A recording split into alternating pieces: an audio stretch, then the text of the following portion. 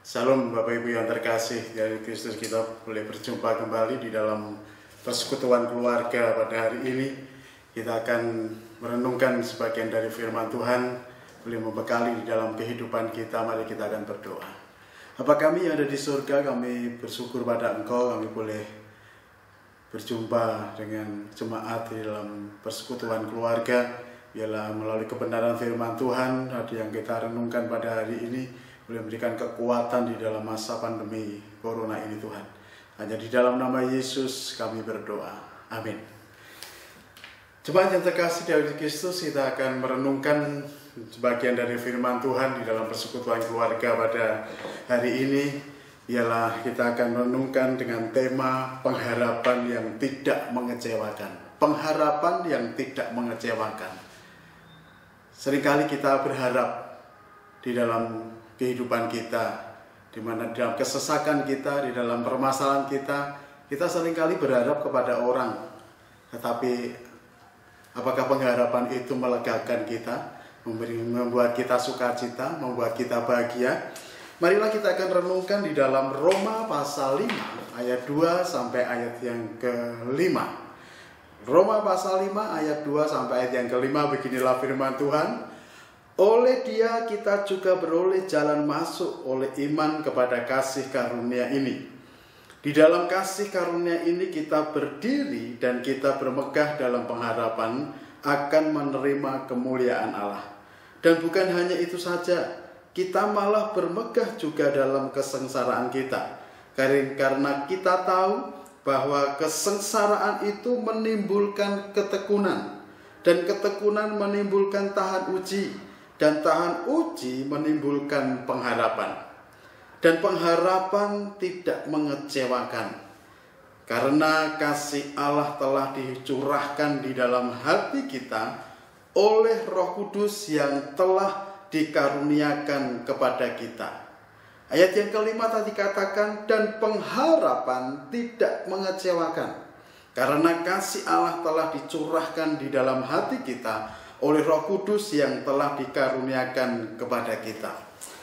Jemaat yang terkasih di dalam Kristus, menurut Kamus Besar Bahasa Indonesia, bahwa pengharapan berarti sesuatu yang dapat diharapkan. Arti yang kedua yaitu keinginan supaya menjadi kenyataan, itu pengharapan. Yang ketiga yaitu orang yang diharapkan atau dipercaya. Ada 3 hal itu. Setiap kita pastilah selalu mengharapkan yang terbaik dalam hidup kita. Bahagia, diberkati, panjang umur, dan banyak pengharapan lain yang kita inginkan. Di dalam masa pandemi ini mungkin kita mengharapkan supaya corona virus ini segera hilang dari dunia ini, terlebih dari Indonesia maupun di kota kita. Ya, itulah pengharapan yang kita inginkan. Namun kenyataannya tidaklah selalu demikian, Bapak Ibu yang terkasih dari Kristus. Karena seringkali apa yang terjadi tidak seperti yang kita kehendaki, tidak seperti yang kita harapkan. Bagaimana pengharapan yang tidak mengecewakan itu dapat kita miliki? Kalau kita merenungkan di dalam tulisan dari Rasul Paulus di jemaat di Roma ini, dari ayat pasal 5 ayat 2 sampai ayat yang ke-5 ini, ada hal yang harus kita lakukan kalau kita mau tidak kecewa dalam pengharapan kita. Saya katakan tadi bahwa kita mungkin berharap kepada orang-orang ya dari sekeliling kita, mungkin yang kita percaya, pengharapan itu akan pasti mengecewakan.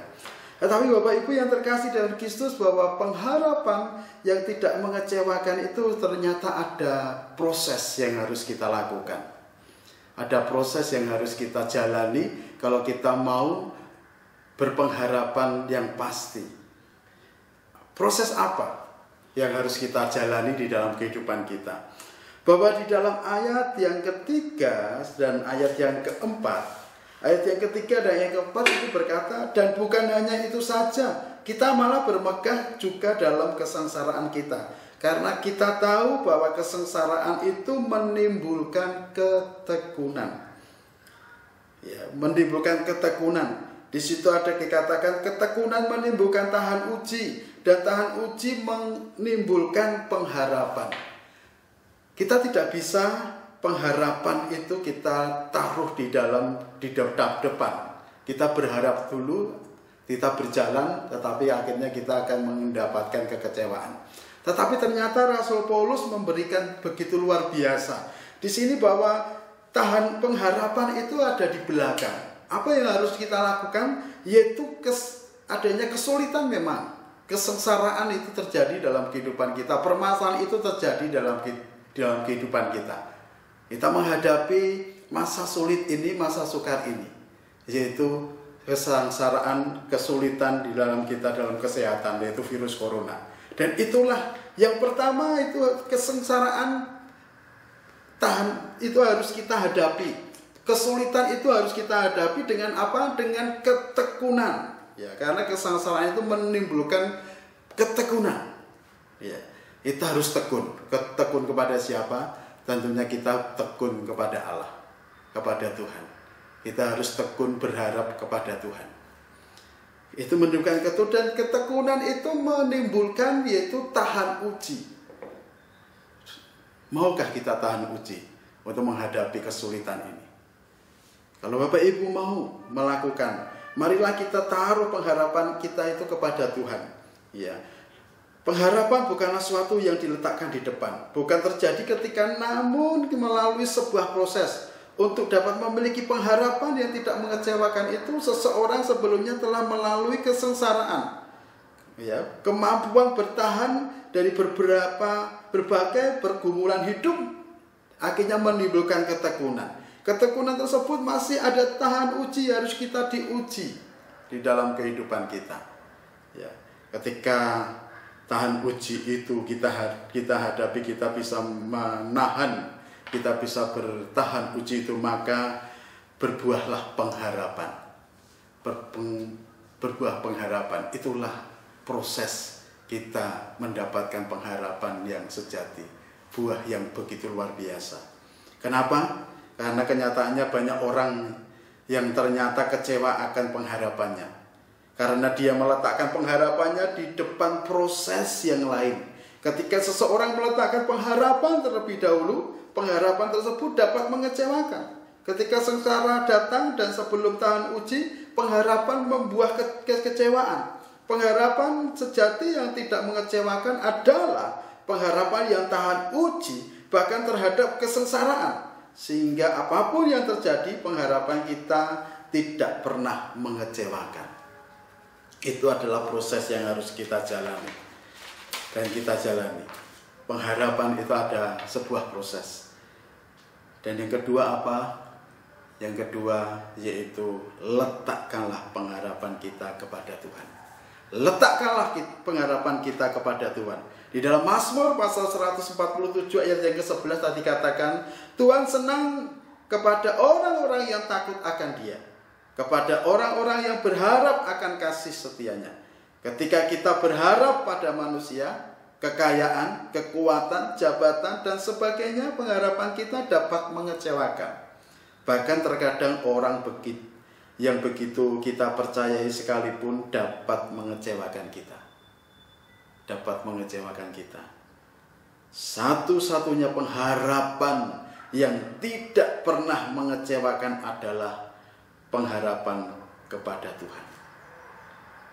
Bapak Ibu yang terkasih di dalam Yesus Kristus, di dalam persekutuan keluarga pada hari ini, marilah kita akan berharap kepada Tuhan.